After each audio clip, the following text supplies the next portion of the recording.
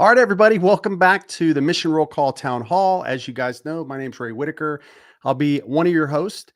And of course, as always, Jim, welcome back. Mr. Jim Whaley, CEO of the organization.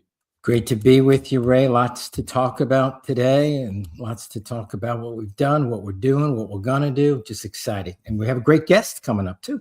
We do. Yeah. And I cannot wait for that. Should be a lot of things. So let's just talk a little bit of agenda. We got to do the administrative stuff, get that stuff out of the way real quick to make sure everybody knows. We are going to have a special guest. So for those that are here, we'd ask you guys to stay a little bit towards the end. We can absolutely not wait to talk to the individual and, of course, the organization. Very impactful. And many of you last week actually voted, and that's why we picked the person that we did. So looking forward to that. Our monthly survey is up and it's live. So for everybody that's listening to this, or if you watch this after the fact, these surveys are always at the same link. So what we would ask you to do is go and take it. Okay. It's important that you provide your voice and your experiences to help shape what we provide to decision makers. Okay. We don't provide what we think. We provide what you know and what you provide to us. So if you can do that, take a little bit of time today. We would absolutely appreciate that. Our next town hall is going to be on March 11th. Just like every town hall moving forward, we're going to have another guest. We can't wait to see what that is. So it'll be March 11th at 1 p.m. Eastern Standard Time. And no matter what platform you are currently on, you can ask questions. So if you're on LinkedIn, you're on Meta, you're on our website, wherever you are, be more than happy. Ask a question. We'll answer. We love the questions that you guys always pose each week when we talk, but also our staff will answer those. And the last thing I want to talk about real quick is we actually have a poll that's going to be up on our website for the town hall. That website is around the 2025 Veteran Suicide Prevention Annual Report. The question is really, have you guys had an opportunity to read that report? Have you looked at it? And that kind of breaks us into our conversation today, Jim. This one's going to be an interesting conversation just in general. We want to talk a little bit about the 2025 National Veteran Suicide Prevention Annual Report that was just released. What I would like to do, Jim, is kind of pass this over to you just to kind of talk about what did you get from the doc? Because there's a lot, 66 pages on one of the documents. So there's a lot of information in here, but I would love to kind of go through that with you a little bit, see what you pulled out of it, and then also some things that I saw inside of it as well. Yeah. Well, first, thanks, Ray. And, I think it's important for us to discuss this because it is a huge problem for our nation. And as you know, our folks that follow us, this is always a big priority for everybody who's on this call. And we take our lead from all of you telling us what should we pursue. So it's important to continue to talk about suicide because guess what? The numbers aren't going down. They're actually going up a little bit. So that's alarming. I think the other thing that strikes me is that the majority of suicides are from the ages of 18 to 34 years old. And so full life ahead of you. It's any suicide's tragic, but it's even, I think, more tragic when you think about somebody very young, early in life, making this decision, which is so regrettable, right? And it has such an impact on families and our country. Yeah. And I think the other thing that I take away is that the time frame of suicides, that first year out of service, 3 months to a year or so out of service is the time frame when most of these suicides are happening, of course. So that brings up a whole lot of talk about what we're trying to do, and that's get people plugged in to other VSOs, to get them involved with other people, to make sure we're reaching out, but also making sure that transition is going well. Yeah. So all those things are combined. It's a difficult report to read. I would, like you said, it's very long. It's not real clear in some areas on the numbers, but it's clear that suicide is killing the majority of our veterans from 18 to 34. And it's a scourge. And the only way this is going to get fixed is by all of us working together and working with partners and bringing this to the attention of decision makers. Yeah, absolutely. Jason Anderson, great to see you. Thanks for being here today. Also, Matt from Retreat for Heroes. We appreciate you, man. Thank you for all that you guys are doing on a daily basis. We love our our partners and our friends out there that are focused on the stuff that we're doing. Nate, I would love for you to pull up this this document a little bit, because we want to talk a little bit about the key findings. Jim, as we talked about, there's a lot in here, right? So like reading through this thing the last 2 days, I read through it multiple times to try to like, hey, what's the important part of the document? And the reality is the entire document. So what I would tell everybody that's here and you're listening today, you know, and we don't want to get on our soapboxes about this, but this is really important, right? Like everybody that is a veteran or, you know, has served with somebody or a family member or a supporter, it takes all of us to make change. This is not a problem that is just going to go away on its own. Okay. Yeah. We need facts. We need to understand the data, and then we need to move forward with it. I would implore you to go and read this document, take your own, because, you know, what you read is maybe a little bit different than what we read. And it's probably also going to spark some questions, which it has done for Jim and I as we went through this document and started reviewing it and kind of seeing where things were at. So a couple things that I saw, Jim, on this side is that the Department of Veteran Affairs, as we've heard them say, reducing veteran suicide is their top clinical priority. So like this is what I believe to be obvious, right? Because it's different than having some of the other illnesses and things that we know are taking veterans' lives. This is one of those that we should be able to come up with ways to help folks not choose that route. The other thing to know about this report is it looks like it was from 2001, if I'm right. So 2001 to 2023. So, you know, you always got to backdate it a little bit, right? It's not the 2025 per se. It's going to be the 2023 is kind of that cutoff. Right. And the thing you and I went back and forth on text was the leading cause, right? We went in and we looked at this thing, and I was trying to go back and forth in the document where it talks about suicide's the second leading cause of death for veterans under the age of 45. But then somewhere else, it says suicide was the 12th leading cause for all veterans, right? And then we're trying to roll through this and figure out exactly what that means. And I wanted to kick that back over to you because I think you put it really eloquently about like what that means in general. Yeah, well, one is, and if you Google it, right? If you ask what the most prominent reason for death for veterans age 18 to 34, it'll pop up suicide. So there's a disconnect in the information. You know, regardless if it's 1 or 2, it's obviously way too high, and it's causing tremendous amount of damage with families, and the loss of life is just so sad. I think the report takes on some tough problems. It's thorough. It looks into it. I would urge everybody to read it, and as you say, take away their own points. I would also urge everybody to share it with those that aren't on this call so they can read it, and share it with elected officials, share it with other veteran support organizations so that we become better versed in all the reasons that this is happening. I would also say that when you look at the amount of data that has been compiled, and then overlay that with the fact that the number hasn't come down, that's when you really start getting frustrated and angry to some degree. Yeah. I am buoyed by the fact that the VA Secretary Collins, has said what we're doing is not working. What we have done is not working. We need to change. We need to address this. This is our number one issue. So that's great. And I think this report puts in perspective some of the challenges, but we got to turn the corner on this. We got to stop it. We got to figure it out. And I know that everyone on this call and all of our brothers and sisters are concerned about this. And we think about it. If we can just, I can't help to get out of my mind, Ray. If we could just get a hold of anyone that's getting out of service the first month or two, and sit down with them and plug them into the community, have coffee with them, have a lunch with them, bring them around to other businesses, help them with their transition, what a remarkable difference that could make. Because we know it's the first month is critical. Yeah. That's when you lose connection with the family you had, the Army or the Navy, whatever branch it was.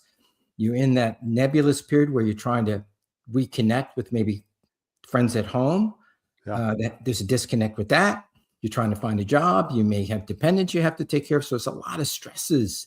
And if we can just figure that out, I think that would go a long way. Absolutely. Absolutely. Violet, I see your question. If we know someone who needs help, but they're refusing it, what do you suggest the next step is? Our guest that we're going to have today, I want to hold this question to have her answer because this is something that they deal with on a daily basis. So what I would tell you, Violet, is give us probably 15, 20 minutes. Our guest will be on and we will highlight this message to have her answer that. John, thanks for the question. Can you pull the report off the web? You absolutely can. You can do this off the mentalhealth.va.gov. Roger went ahead and linked it down there. Please, by all means, take that and share it, right? As we talked about veterans in general, everybody should read this. It's easy to watch news and, the new, even us, we're going to take a piece of this based off of who we are and what we've seen and what we've dealt with. But it is important that everybody else reads this to just you're going to have a different feeling about what you read or what you don't read. Roy says, we all know someone who has made that choice and is the worst feeling to have wanted to help and it was too late. And this is true, Roy. Unfortunately, we all probably know somebody. And unfortunately for me, I know many, and I wish I didn't. Butch noted, what may help is cut the wait time for our vets. That's an interesting comment, Jim. Any comments on that with just like wait times in general? I know when we did our map overlay, if you remember, so everybody, we're going to back up a little bit and then I'm going to pitch this over to Jim. We had actually taken all the data from the VA and we'd overlaid it on a map.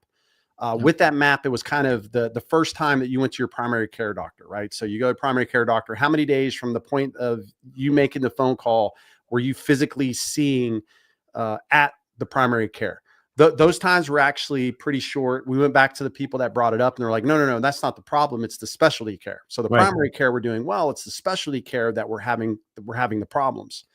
So we did that. We went back, we looked at the data, pulled it in. We actually, based off of what they kind of have in this guide here for veterans, they talk about heart disease, cancer, chronic lower respiratory, stroke, things like that. These are areas that we put on the map of you going to see a heart doctor or you going to see, like these are the areas that we focus on for the secondary. What came back was the wait times were ginormous. And we even did mental health as an example. Some were good, like some we would call acceptable, just not having a medical degree or anything, but just like, hey, what's okay for me to feel like, is a week okay for me to wait for an appointment? Sure. Is 200 days okay for me? No. Like that is such a long process for that. So, and this is so that's why I think, Jim, I'd like to kick that question back over to you. I mean, how do we fix that? I mean, because that seems like a really complex issue. Yeah. I take a couple things away from that. And thanks for bringing that up, Ray. And that map was fantastic. And I hope people can go to our website and find that. I'm sure Roger or somebody can make sure that that's easy to see because it is illuminating to see the differences between your initial, I need to go see a doctor, to a specialist, which sometimes can last months and months and months. And if we're talking about mental health issues, we need to get to somebody within hours or days, not weeks and months. Right. I mean, that's important. I mean, we can hobble around with a bad knee for a little bit, but you can't do that when you're thinking bad thoughts. A couple things. One is we need to read this report as a community and share it with even veterans that aren't really plugged in, maybe even more so with them, so that they know what they're eligible for at the VA so they can get involved. I mean, we know we have 18 million veterans plus or minus. Only half are associated with the VA. So many of them could be taking part in the VA and getting the help that they need. So that's one. Two, keep taking the polls because, I mean, January, I testified about these issues and shared it with decision makers. The VA looks at our polls to understand where veterans are in need and what is the priority for them. And we share that with other veteran support organizations. That's right. And we do that in a nonpartisan way. And I think that's gaining enormous traction and validity on both sides of the aisle because they know we're not coming in with a preconceived notion. Right. They know that our information is statistically accurate and we're polling people across the nation. So I think that's important. So all of us, just a simple taking the poll, getting involved, sharing this information with other veterans. If there's one key takeaway, please just do that, because we can take the information, use it. We listen to you, and then we amplify. Right? That's the whole mantra of this organization. We listen, amplify. We don't modify the information, and so I think that's key. And information's power. I think the one comment earlier, I mean, just reading this may help you see something in someone who is having troubles that you may not have seen before. And so that's why information is so powerful. So please read it, get a cup of coffee, sit down, and take the time to read it and share it with others, and share it with your buddies and gals that you know, that you've served with, because it's important. And it's important in every age, by the way, but it is so troubling that the majority are young people. And so we need to get on this. And we've done a lot of work on this subject because our members, the people that follow us, want us to do that. It's clear that we should do it, and we're working really hard on sharing this information with key decision makers.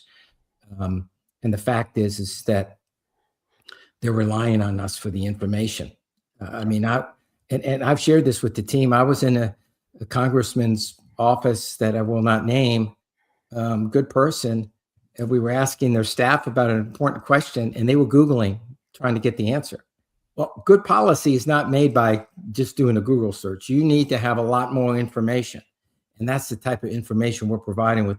Thank you to all of those that are taking that poll information.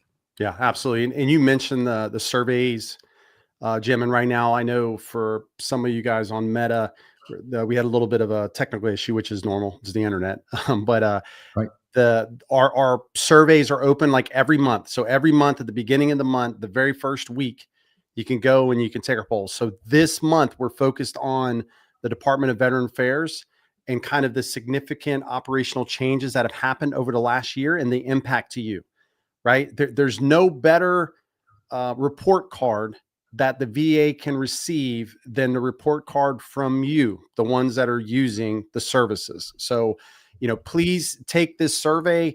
Please point other veterans, their families, right? It's not just veterans that are affected by this. It's also the families, because this helps us provide them information, which helps them make the appropriate change. Again, it's your voice. We want to make sure that your voice is heard. Okay, so there's a lot. Again, Jim, there's a lot in this report. I was thinking all day yesterday as I'm trying to okay, hey, what are we going to talk about? What does this look like? And I was like, man, you can't really make a lot of assumptions because there is a lot of data on top of this report that we need to go through, parse through it, figure out what's important. What are the areas, Mike and his team with the advocacy side, what's important for him, to come together to make sure. And then of course, what are the questions we're going to ask? Because there is a lot of really important questions here that I think come from this of surveying and other stuff that would be very beneficial for folks as they review that. That kind of takes me to the next step. What we really try to do inside of Mission Roll Call of late, especially towards the end of last year and beginning of this year, is to kind of focus on some of these key areas. So one of those is we created this guide to mental health care. I think you and I had talked a little bit about it's really daunting sometimes, and this is not a hit on the VA like they're doing anything wrong, but they're a large organization with a lot of information. So sometimes it's really hard to navigate and get where you're going. Right. And we always talked about trying to create a digital hub that would make it as easy as possible. This article was produced by our team to just kind of talk about a guide. These are the things that you can do. So Jim, I wanted to ask you, I know through our discussions with the VA, they often ask, how we connect with veterans better. How can we get the resources that they need? Why is it important for, for veterans to look at stuff like this to get a better understanding, but also understand that they should go to the VA and at least make sure that check and see if they're eligible, make sure that they have, that they are getting the benefits that they deserve. Yeah, that's key.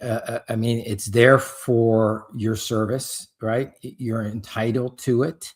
Of course, there's a process, right? But every veteran should go to the VA as soon as they get out of service. Some of us waited 20 years. Some of us waited 10.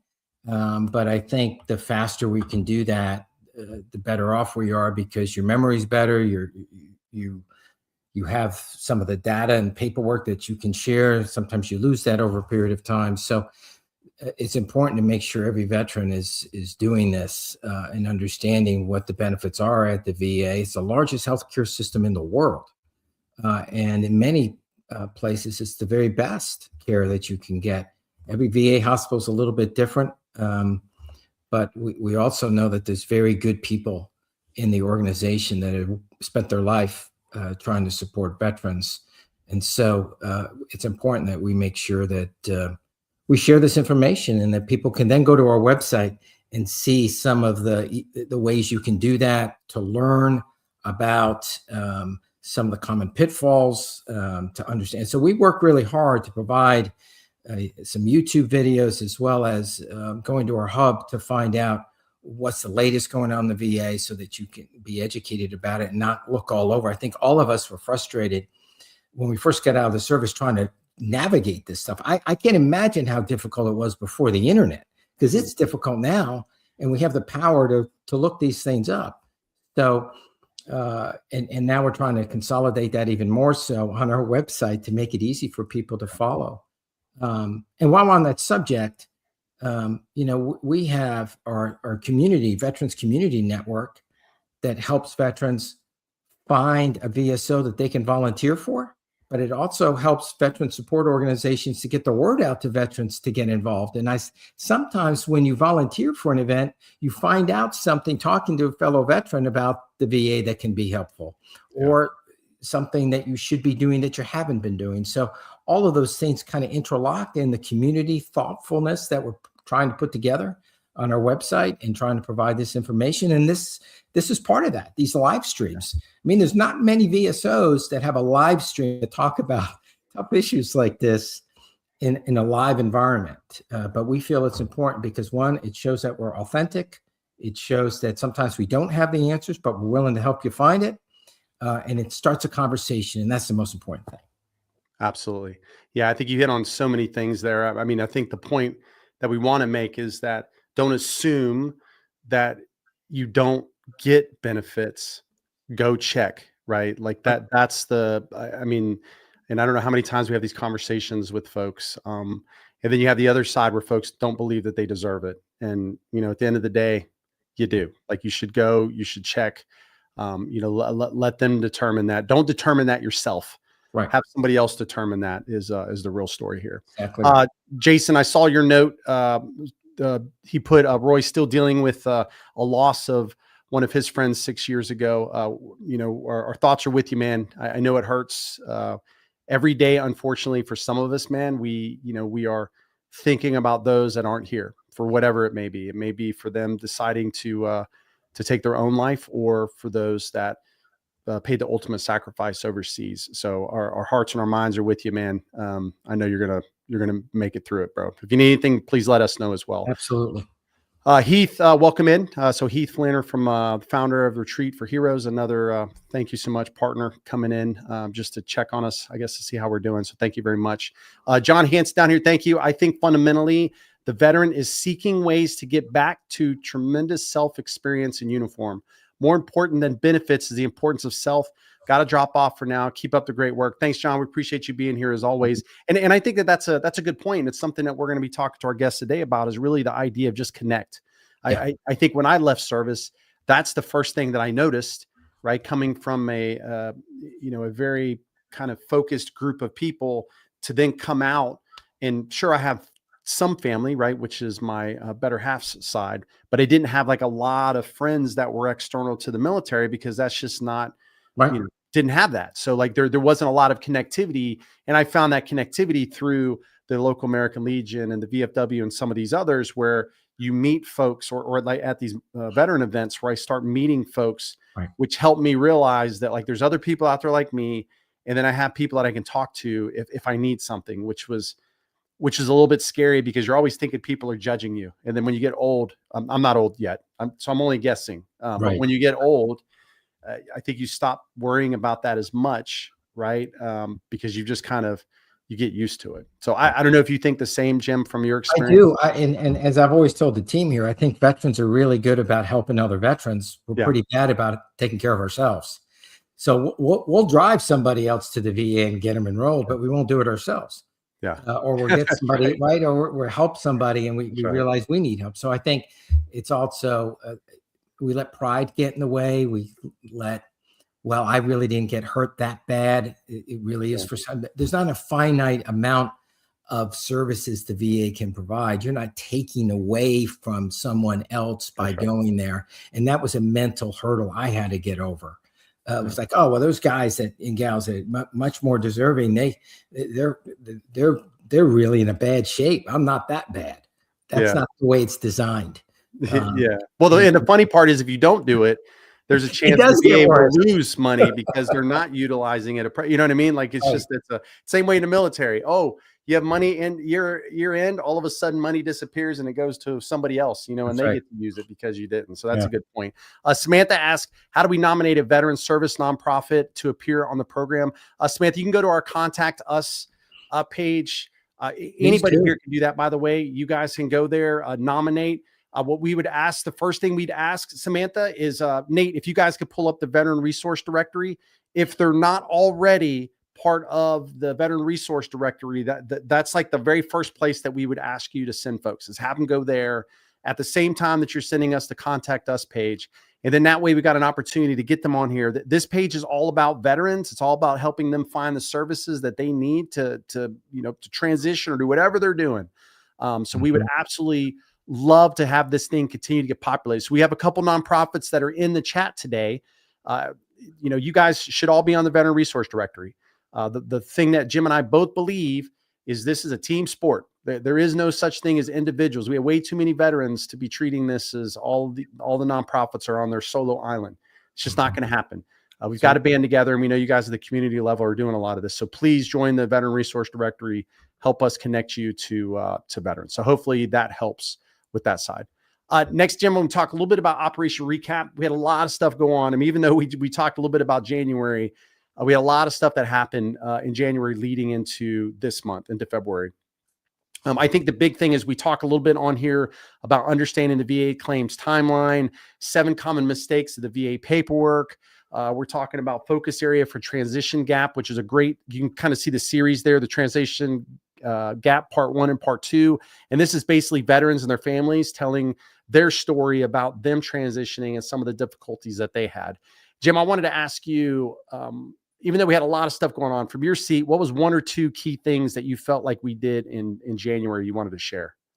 That's a real hard question because so many things on that chart were so important. You know, I take a lot. We've been doing this for a while now.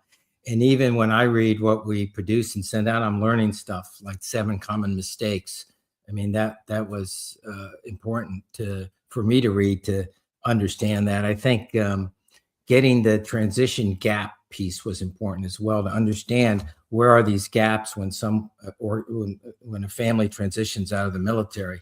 Because often we just think about the veteran themselves. That's right. But there's a whole other second and third order effect of those things when a family moves. Job creation, trying to find a job, kids out of school, kids leaving their bubble and now going to a different place. All those things have an impact on the transition and adds to the stress to a family going through that process. And as we all know, it's not a great job market. And that's a hard thing to do.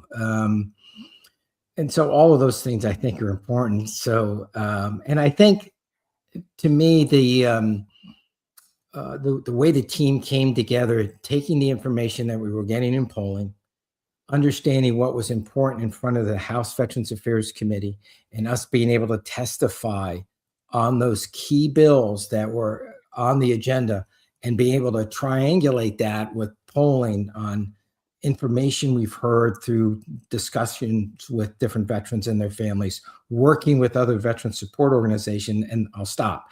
But the other thing I would add is when we went to the veteran network, the VSO network, Some of those are big organizations, some of them That's are right. small, and some of those small ones just don't have the capability or depth to advocate on their own, and that's what we're here for.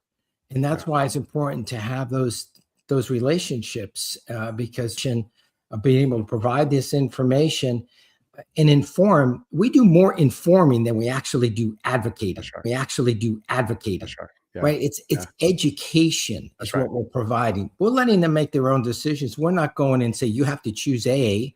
What we're trying to do is make them better educated, understand what their constituents wants, which is veterans and their families, and put it in context of the impact that those decisions make.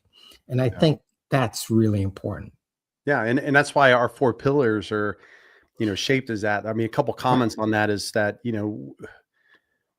I think what we've learned is, there's this part where you want to be good at the thing that you have, right? And I think both of us living in the life of military and then business in general, your drive will often want you to drive and make things bigger and try to do more things, because the more things that you do, then the better you have to present to people, right? Whether it's development funding, it's fundraising, whatever it is. And in many ways, we have kept this in line with those core values of our pillars, which is connect, educate, inform, and empower, because that line is kind of, we talk about the triangle a lot inside the organization, where veterans are one piece, MPOs, VSOs are the other piece. And then down here in the bottom right is this advocacy, but that advocacy happens through empowerment.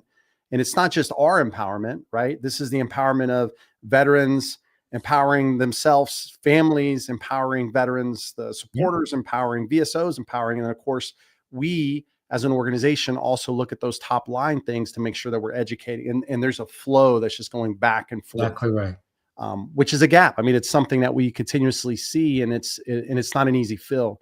So an organization that's at this lower level, that's impacting homelessness or food for veterans, or whatever that thing may be, it becomes a really difficult thing to be trying to reach all the way up and spend those resources to do up here, when you really need to be focused at this lowest level, turning and helping the veterans that you're doing. And that's where I think we've made that conscious decision as an organization to let's concentrate on these relationships. Right. Let's make a bond with these. So great. Okay. Let me make sure there's no questions over here. Okay. Good to go. Okay. So next, Jim, we want to talk a little bit about the Veteran Connection Network. As you know, we launched that mid last month. For those that don't know, the Veteran Connection Network is meant to be a space for not only Mission Roll Call, but our nonprofit partners. So for those that are on the VRD, we're starting this process now. You have the ability to put up events and then use the volunteering system that's already there. That's less money you're paying for resources that you now can focus on veterans at the local level. You can see here, just as an example, for those that are in the North Carolina, Fayetteville area, we've got our relationship with the Woodpeckers. They've been kind enough to offer us lots of different things throughout the year, throughout their season, for folks to come and enjoy that. And of course, we share that with the local nonprofits that are in this region. So, Jim, I think I ask you this each week. I think you put it a little bit better than I do in many ways, but we always talk about how important the VCN is and how important our relationships are with VSOs and MPOs. What does having a system like this do to our relationships, and how does it positively impact VSOs, MPOs? Yeah, it's a game changer, because up to now, a lot of these organizations were trying to get the word out on their own. And now when we bring it together, it has a reinforcing effect. It's mutually beneficial for everybody to be on that. It gives the opportunity for people that are veterans or just getting out of the service or been out for 20 years to say, you know what, I want to get back. I want to get involved. I want to get reconnected. And they can go to this site real easy and determine either geographically where they want to be involved, or maybe it's around a subject. Maybe they want to get involved with food insecurity and bring their team or bring their family and do an event. Nothing makes you feel better than in helping other people. That's right. And I think by doing this and doing it in a way that is really us helping other veteran support organizations and highlighting them and telling their story, and bringing them on in these podcasts and bringing them on into this live stream to talk about what they're doing, I think is important because, veterans today want to get involved in a variety of things. That's right. One month it could be this and another month it could be that. And there's certainly a lot of need out there for volunteers. So this is a way that you can share that with other friends and family. You can, if you're in the business world, you could share it with your team, and maybe you go do that as an offsite for a team building event or what have you. But to me, I think this is it's a force multiplier, right? It really makes a difference, and it's free. I mean, we're not charging any of these organizations to do that. We're doing it because we know tide's going to raise all the boats, and that's the whole philosophy here, is to help all these organizations and do it in a way that's going to be impactful. Yeah, absolutely. Yeah, I love that about just us, and then the team in general, is that mindset of, let's collaborate. Through collaboration, you get success, which ultimately impacts veterans and their families, which gets us to an end state, which we all know is super, super important. Yeah. Well, Jim, I want to talk. I'm super excited today. We always love.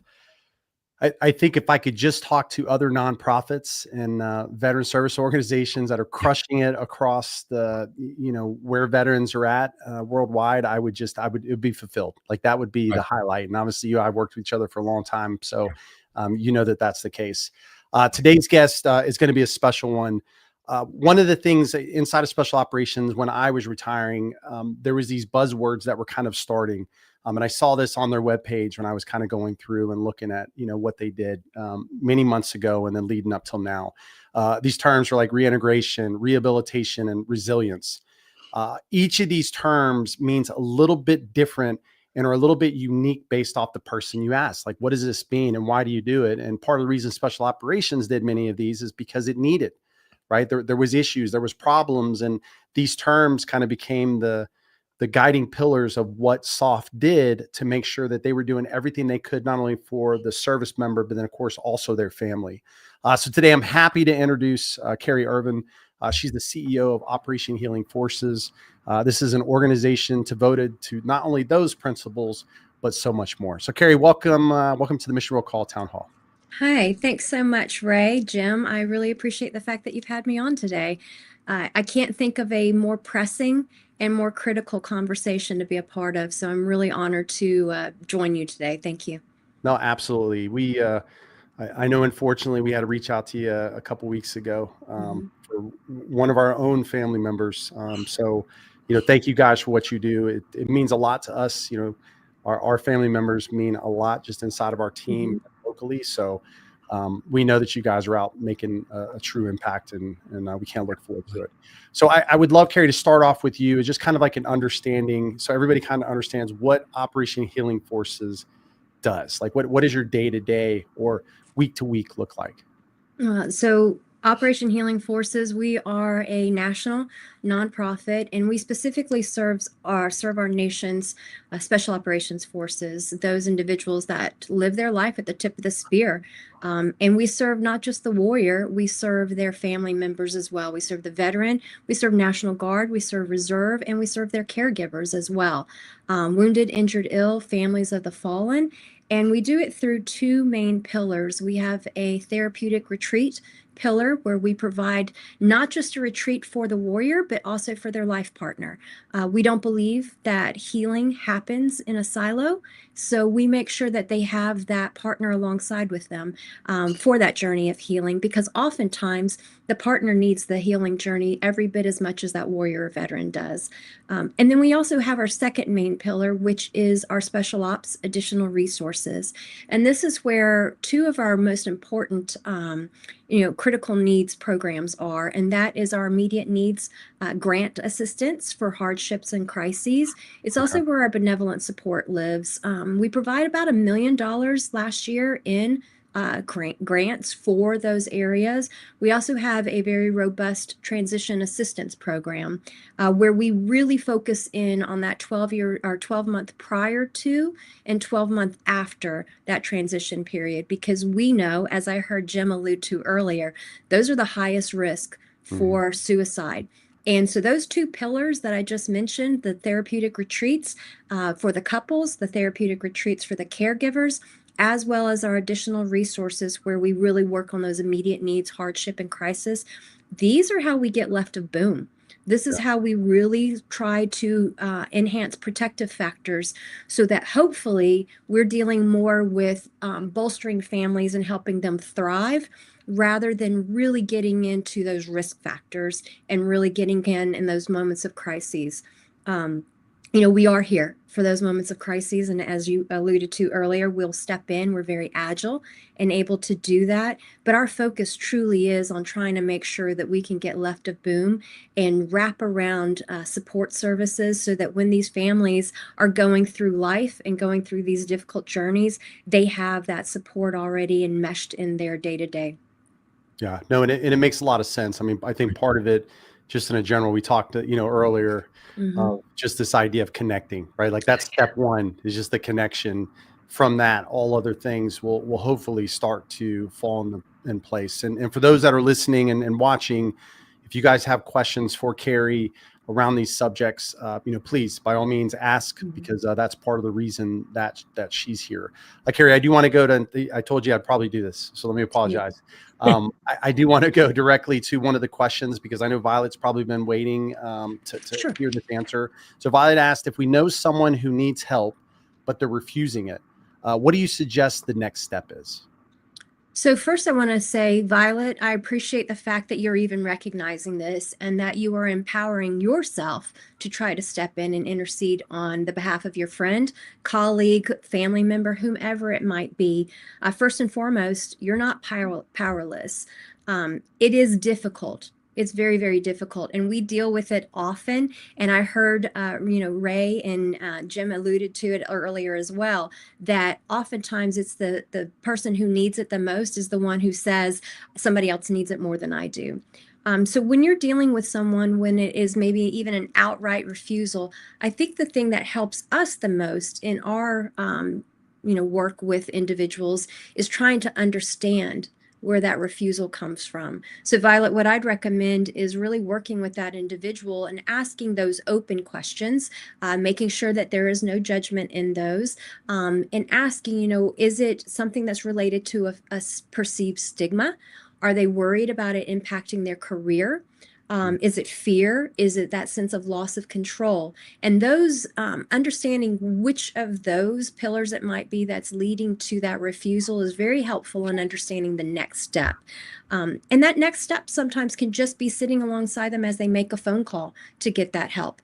Sometimes it is making that phone call for them. Sometimes it's driving them to get that assistance. Maybe it's childcare and providing childcare, because that is a huge barrier that we find. We provide a lot of childcare grants to be able to ensure that people who need it are able to attend counseling sessions. So really looking at what is the barrier and trying to help remove that the best you can. And I will say that doesn't always work. Right? We're living in reality, and that does not always work. Sometimes you just have to be present. Isolation is one of the biggest risk factors. So when we talk about connection, and I love that we've already heard about this so much today, but connection is prevention. Connection is risk mitigation. And so just maintaining that connection, doing those regular check-ins. But I would also caution you to be very aware of when that refusal and when that hesitancy might turn into critical mass. And if you come to a point in time when you have true fear that your friend, your colleague, your family member may be about to injure themselves or, commit suicide, then I think that it's very important to know the signs. And when we're talking about that, we talk about on our team SAVE, S-A-V-E. And I think the VA uses this acronym as well. So it's signs. S is signs of suicidal thinking, understanding that. Are they talking about hopelessness? Is there anxiety, agitation, feeling like there's not a reason to live? Are they expressing this? Is there, outrage, anger, engaging in risky activities that they previously had not done, or actually just kind of having that sense of calm after all of these things? So that also in and of itself can be something that indicates this person has made a decision. So then you move on to A, and that's asking the most important question of all. are you thinking of killing yourself? Mhm. And that's a hard question for some of us to do, but it's a critical question to ask. And you have to ask it, and then you have to just be quiet. You have to be quiet, and you have to be comfortable in the silence that may come. And you have to also empower yourself to accept that what their reaction may be. And then, Violet, I think that you validate when you ask that question. Maybe they say, no, I'm not, but, and then they tell you Mhm. what's really going on. So you're asking these questions. You're like, I understand things have changed. You seem different lately. You seem more depressed, more isolated, whatever it might be. Validate. That's where that V comes in. Validate that person's experience and let them understand that, you understand, you're not passing judgment. You're here to join alongside them. And then the next thing is E, encourage, right? To encourage them to take the steps to treatment. If that doesn't work and you still feel like it's critical time, you have got to reach out and just forget about privacy for that person, or are they going to get mad at me? If you think that they're at a critical juncture, you're going to have to reach out and dial 988, right? So 988 is the Veteran Military Crisis Line. And press 1, it's option 1, and that takes you directly to somebody that can help you. Obviously, 911 is where you think it's imminent danger. 988 is to talk to somebody that can help. If you want to text, you can text confidentially. It's 838-255. So again, I applaud you, Violet, for even reaching out with that question. I think that makes a big difference, and it says a lot about your capacity for compassion for this individual. I hope that helped, but I know that the team here is going to have my contact information. So please feel free, anybody listening in, please feel free to reach out to me directly, and I'm happy to go more in depth with you as well. Great. Yeah. Thank you. That was way Wonderful. more than we were expecting for sure. That was phenomenal. It's a Gerardo, critical question. yeah, it is. And it's a tough question too to answer just in general, which is good because we had somebody follow up. Gerardo said, so should we just write out, ask them? And I want to start this first. Let me start this answer. Violet has what Violet asked, just in case you weren't here, is that the person does not want any help. They don't want to talk about it. Like they have completely pushed away from that idea. What I can tell you is before you write out, ask, the first thing is, are you showing the signs, or are they showing the signs? And then can you point them to help with a professional, somebody who is used to dealing with this, right? Because they're going to be a lot better equipped than you are. But if you're in a Violet situation, at the end of the day, we don't want anybody to take their life. So what Carrie's talking about here is, hey, we've already moved past the opportunity to ask this person to talk to Carrie or her staff or an organization that deals with this on a daily basis. It's you and them. And in that case, you can use an acronym like SAVE to be the person that steps in and you start that process, right? We had a guy that was that's still with us, like phenomenal guy. His name's Don Lagoon. We have a couple articles that he's written, and he's an older gentleman. And he's been dealing with mental health challenges for 50 years. I mean, it's unbelievable to just talk to him. And one of the things that he repeatedly says over and over and over again is that all I really need sometimes is somebody to listen. I don't need you to tell me what to just listen. So I think that's really what Carrie, and of course, Carrie, I want to kick it back over to you because I don't want to put words in your mouth, but I wanted to make sure I make that differentiator between what Violet was asking versus what possibly could be different with Gerardo. Yeah, absolutely. I think that's a great point to make. And I think that, it brings us to the point that if we want to change outcomes for the better, we have to build systems and communities where it's easier to stay connected than it is to become isolated, because isolation is where risk grows. So I think it's really important that these individuals who are concerned are making sure that they are staying connected to that person that they're concerned about. And then also offering up opportunities. And, I heard y'all talking earlier too about, the VFW, about, all of these different organizations that you can become a part of, you can volunteer with. That is building a community. And we know from our research at Operation Healing Forces that peer connection is one of the largest reductions for risk that we have. we have something that some people may call a tagline. We call it, our touchstone. It is how we live and how every one of our programs is. And it's creating bonds that cure. And whether that bond is a connection to a peer, someone who, even if they hadn't been in the same battle before, maybe if they weren't even on the same deployment or don't even have, maybe not even the same branch, you understand that same human connection. You can relate to that same human emotion, even if you weren't in the same battle. And so that emotion of maybe losing somebody, whether in combat or whether from invisible injuries, chronic pain, being absent for the birth and death of family members, missing milestones in your family and feeling so separated from those that you love. That's a human emotion that we can all connect to, and especially veterans. So when we're talking about building communities and creating bonds that cure, at Operation Healing Forces, we really lean heavily into that peer connection. And that's the basis of our small therapeutic retreats. We keep them small by design because we want that really critical connection to happen organically during that week period that these 4 couples are there together. They're breaking bread together. They're sitting by campfires together. They're sharing stories, and organically these conversations come up. And we do it by design where we don't bring individuals from the same units either, so that they feel more free to talk about it, not worrying about it getting back to people they work with or up the chain of command. We want them to have that free access. And we believe very fully that not just peer connection, but connection to resources.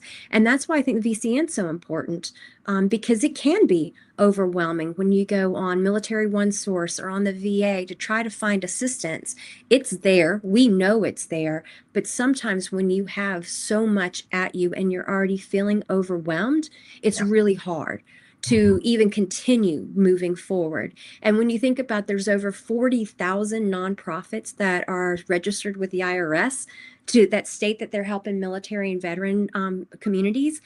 That's really overwhelming. So what you all are doing, and I'm so glad we're partners with you, but what y'all are doing at Mission Roll Call is streamlining that, and you're providing an opportunity to be that dot connector, and sometimes in a critical moment. And I think that's really important, especially since the data was clear in the 2025 suicide report that most of the veterans who died by suicide were not recently engaged in VA care.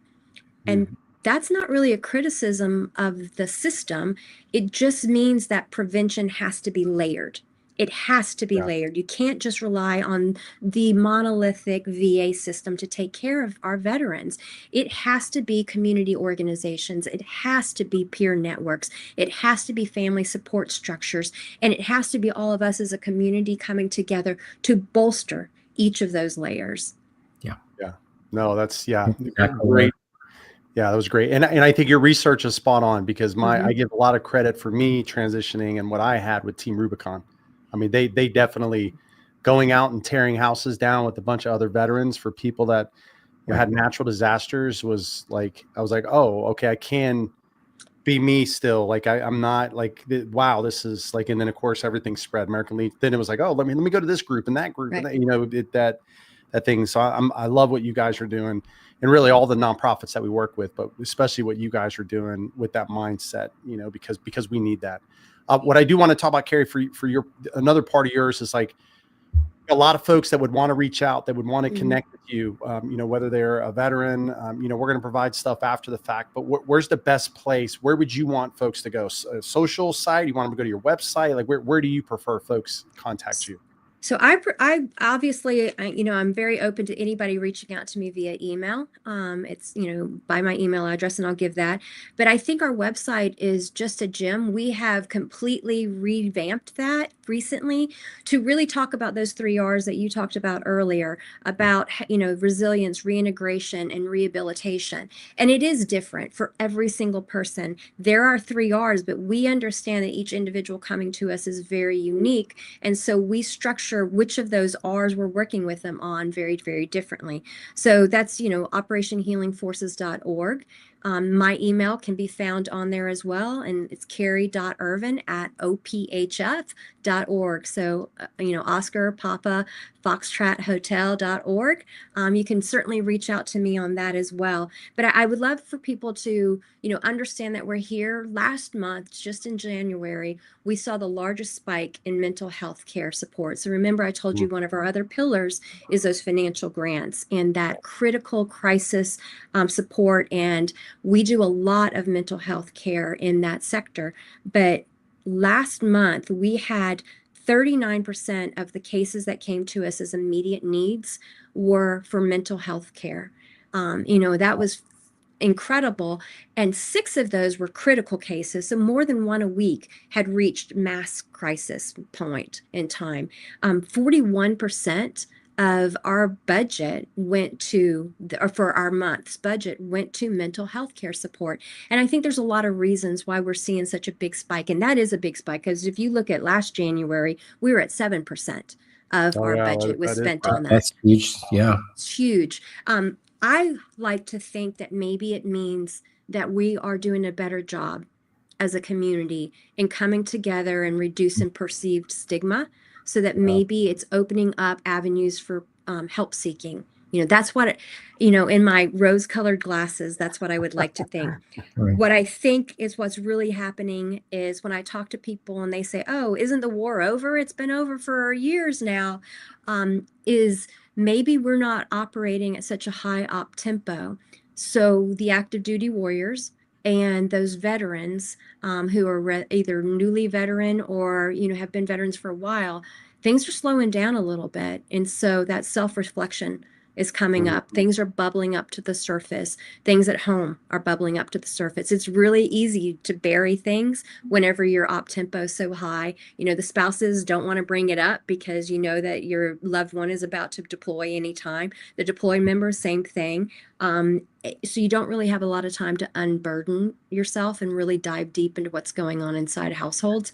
So I think that that's playing a really big part in what we're seeing as a rise. And of course, coming off of the holidays is always difficult for individuals who are suffering through mental health or behavioral health crises. Yeah, no, we appreciate that, Carrie. Jim, did you have any questions for Carrie from your side? Well, first, just thank you for what you're doing. I would say that even this just conversation, somebody that's listening, somebody that will listen as we send this out, it's going to save a life. Walking us through that process of save, I think, was so important. We all remember hearing it, but to have you in such an articulate way outline that, I think, was vital. And understanding we all have a role to play here to help break the chain of events that lead to the accident, right? As a former Army aviator, we learned about the chain of events that happen to put you to the accident. And it's that same type of kind of analogy, I guess I would use for someone who's thinking about suicide. There's key indicators along the way, and you outlined them very well of what those indications could be and how you could help cut it off. And I think the importance of just getting involved with other organizations and volunteering and getting that tribe and filling the void that happens when you transition. And even the best transition is a difficult one, because now you're doing something completely different with different types of people that really don't know what you've done. Right. And you have to start all over again, building your reputation and working in corporate America or for a small business or even for a nonprofit. It is a process. And I think continuing to have those connections, either with a small organization or a large one, is so vital and so critical to do it early, not to wait to things start unraveling at home, that now it's like crucial. Right? Or we're hitting critical. I mean, if we can get in front of it. And that's why I think your site, our site, working together, sharing this information is so important to veterans and their families. And, sometimes you have to, we've all done it. We've all had to grab a friend someday and go, are you sure you want to go down this path? Because I'm thinking you might want to do this. That's a good thing. That's what friends do. Right? We all need sometimes somebody to just grab us and say, come on. So I think what you're doing is beautiful. It really is. It's making a difference, and we're proud to have you on the show, but also to help promote what you're doing and get others to get involved with what you're doing, because it's saving lives. Simple as that. And it's needed. I mean, at the end of the day, It it's is. needed, right? Like that's the, I love the positivity that came in what you said with, we hope that more people are finding your services, and that's the reason. But again, you read the reports, we look at it, there's this other side of me where I always have I hope it's getting better, but then there's like this other side where every day it seems like over the past year, not every day, let's not get crazy, but at least once or twice a month, I'm now learning of somebody that I serve with that has chose a different route for their life. And then now I'm doing something with their family and trying to pick up pieces. And I think that's not something that I saw 5 years ago. No. Certainly not. Where now it's just like, it's way more, it's way more. And the stigma could have released some, but you still know if that person's there. Based off of that. I think you're absolutely right. And we have to live in a world where we are evolving towards hope. We cannot lose sight of that. But as individuals who are, I think we have a fiduciary responsibility as communities. I mean, these individuals that serve and sacrifice on behalf of us all, we owe them. I truly believe that we owe them to do our due diligence to try to ensure that we're creating protective factors for them. And, suicide prevention has to live where people live. It has to live inside families. It has to live inside relationships. It has to live inside trusted communities. And that's all of us. And we all bear a part of that responsibility. And I think most people want to help. I think that things like this really empower people because we aren't always educated on how to help. That's why Violet's question was so powerful, is because you can tell she wants to help. And I love that she's trying to find out what's the best way to help, because the needs do evolve, and everybody is different. So their needs are different. But that's why I think as a nonprofit, it's my responsibility to lead my team in a way that evolves to meet the needs of the community that we're serving. And that's why we get their voice. We do our surveys. We gather the research and the data so that we make sure that we're not providing assistance for, like you said, Ray, things that were happening 5 years ago are not really what we're seeing today. We have to evolve with them. We have that responsibility. But it has to live where people live. It has to live within our families, communities, and relationships. Absolutely. Well, Carrie, we appreciate you. Thank you so much I know it was kind of last minute. I think we reached out to you last week. And it's only because we had one just a couple of weeks ago, but we absolutely love that you came here. We love the work that you guys are doing. We look forward to the relationship that will continue to move forward between Mission Roll Call and Operation Healing Forces for times to come. So thanks again for coming out and hanging out with us today. Yes, thank you. It's truly an honor. I apprate the invitation. All right, we'll see you. Take care, everybody. Bye. Thank you. All right, Jim. So what a great show, man. That's a lot. That's a lot of data. I'd like to turn it over to you for any final comments for those that came and kind of hung out with us today. Yeah, well, today was powerful. I think moving for all of us, right? I mean, we've all lost a friend or two. We've known people that have struggled, and hopefully today's discussion reinforce the importance that all of us have in this community, this family of ours that are veterans and their families, and understand that there's great people like Carrie and her team that are really making a difference in this world. But all of us have a role to play. If this was an easy problem to solve, suicide, homelessness, somebody would have solved it. But it isn't. So we as a community have always made sure that the mission got done. And our mission, I think, is to make sure that we do our very best to support each other, to educate each other, to reduce this to zero, suicides. And we're only going to do that by working together, sharing this information, getting involved, sharing our voice, volunteering and supporting organizations. You can go to our site, look at other veteran support organizations, support them. donate money, donate time, share their website with others.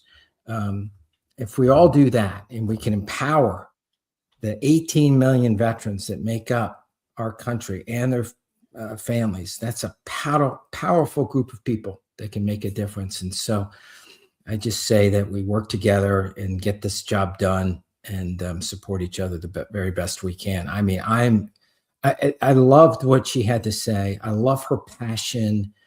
And you can think about that team working so well together. I think about our team working so well together. And if we can just harness that energy and keep moving forward, we're going to solve this. I'm confident of it.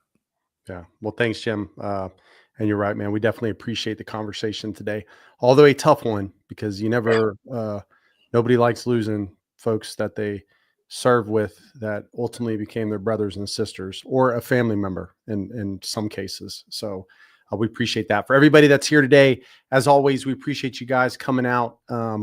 We appreciate the support and understand that, what we do on a daily basis is for you. And I would have to say that almost all nonprofits have that same mindset, right? We're moving towards a drum as fast as we can. For us at Mission Roll Call, we appreciate everything that you guys do, the fact that you take our surveys and our polls and all of that, because again, your voice is the voice that we want to deliver to make sure that the right change is being made. So Matt, the rest of the folks that come in, if you guys want to connect with us, I posted up the contact us form. Please reach out to us.